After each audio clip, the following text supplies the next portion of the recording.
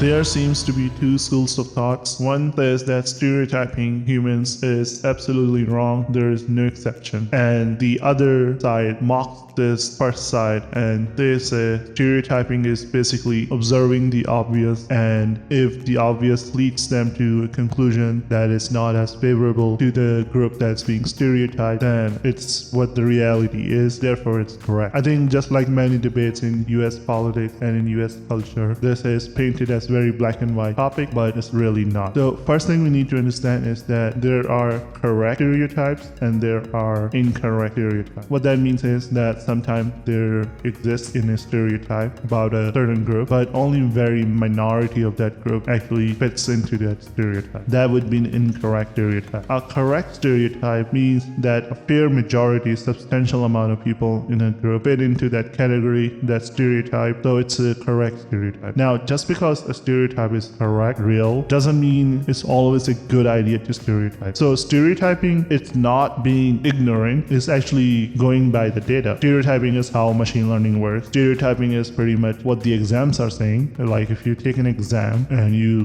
get a certain average, that means the education department and the education institution is going to stereotype based on your score, that if someone gets this much score, then you are this educated. And your human mind works like that. Like if you touch something hot, it burns you, you stereotype that anything that's hot is going to burn you. So next time you already can predict the future, that wouldn't mean that you're being ignorant. So the problem with stereotyping humans is that if there's a negative stereotype about someone and you stereotype them, then you are basically perpetuating the cycle. So people act the way you treat them, and if you treat them in a certain way, you're not giving them an opportunity to break out of that cycle. So personally, I think stereotyping has its place, but if it's related to your safety or safety of your family or friends, then I think it's better to be on the safe side. But other than that, I think in every place we should strive to be a person that gives chances to people, and stereotypes to not hold us back from reaching toward a society that we think is an ideal place. So even if our stereotype is correct, and then there is a substantial amount of people in a particular group of people that fit that stereotype, we want